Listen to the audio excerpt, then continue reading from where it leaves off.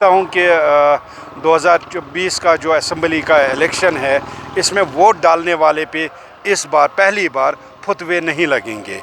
पहली बार मुझे लगता है कि यहाँ का जो वोट है वो मुसलमान हो गया है।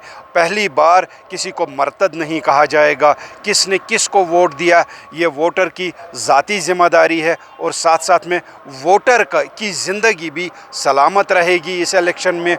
उम्मीद वही है। और जो लीडरान हैं वो भी जो इल्ज़ाम एक दूसरे पे लगाते हैं, पहली बार मैं देख रहा हूँ कि 1996 के बाद पहली बार देख रहा हूँ कोई मजहबी फतवा एक दूसरे के ख़िलाफ़ नहीं लगाया जाता है। तो ये एक बहुत बड़ी अचीवमेंट है जमहूरियत की। मैं समझता हूँ कि जम्मू कश्मीर में सेकुलरिज़म की या सेकुलर रिवायात की जो आबियारी इस इलेक्शन से होगी, मैं समझता हूँ ये बहुत बड़ा योगदान होगा। रशीद को रिहा होना ही था आज कल परसों, क्योंकि जेल की ये जो सलाखें हैं वो किसी को हमेशा के लिए बंद नहीं रख सकते हैं। और मेनली जो पॉलिटिकल प्रिजनर होता है उसको ज़्यादा देर तक बंद नहीं रखा जाता है, जा सकता है। कहीं ना कहीं से कोई ना कोई सिस्टम में वो चीज़ें हैं जो जिनके वजह से इंजीनियर रशीद जैसे लोग बाहर आए, और उसका बाहर आना यहाँ की जमहूरियत की आबियारी है। मैं समझता हूँ उसको बाहर लाना बहुत ज़रूरी भी था। और उस तरह के जितने भी पॉलिटिकल प्रिजनर्स हैं उनके केसों में भी शिद्दत के साथ और जल्दी में सुनवाई होनी चाहिए, ताकि वो भी वापस आके अपने ज़मीर को जवाब दे, अपने लोगों को जवाब दे। अगर वो कहीं पे गलत थे या कहीं पे उनकी गलती है, उन गलतियों को उन्हें सुधारने का मौका दिया जाए।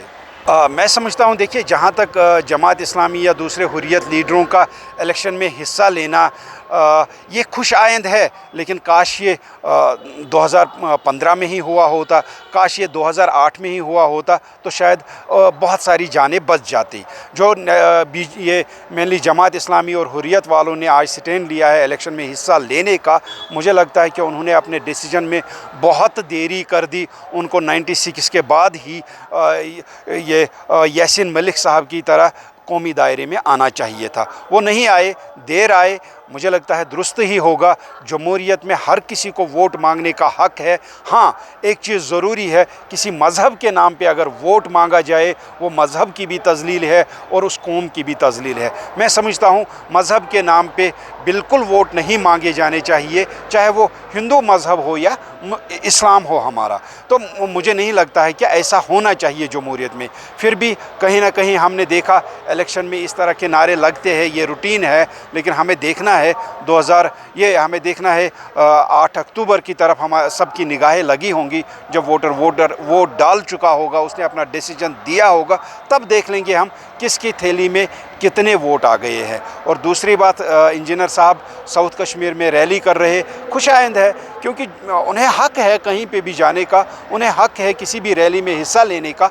लेकिन इंजीनियर रशीद साहब का इम्पैक्ट साउथ से ज़्यादा नॉर्थ में ही पड़ेगा। साउथ में वोट को इतनी जल्दी वो अपनी तरफ माइल कर लेंगे, मैं उस खुशफहमी में नहीं हूँ।